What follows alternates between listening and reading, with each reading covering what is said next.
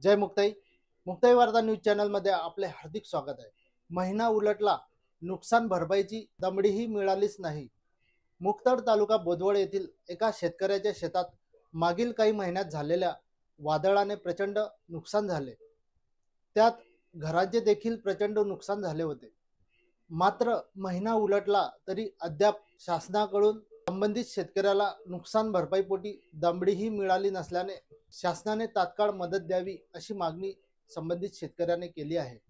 मुक्ताड तालुका बोदवड येथील गट क्रमांक 96/97 मधील रामचंद्र गौतम बावस्कर यांच्या शेतात मागील महिन्यात बोदवड तालुक्यात थैमान घातलेल्या वादळी वारे व अवकाळी पावसाने प्रचंड नुकसान केलेले होते.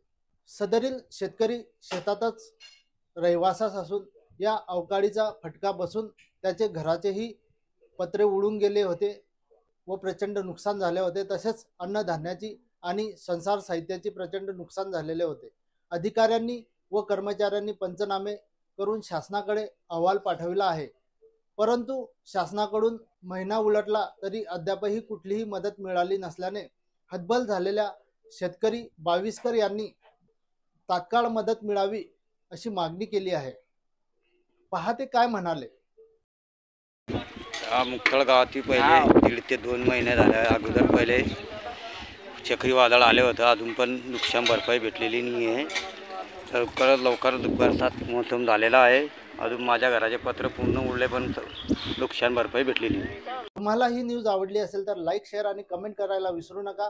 आणि हो, आपले लोकप्रिय मुक्ताई वार्ता न्यूज चॅनल यूट्यूबला सबस्क्राईब तर फेसबुक पेजला फॉलो करायला विसरू नका ही विनंती. धन्यवाद.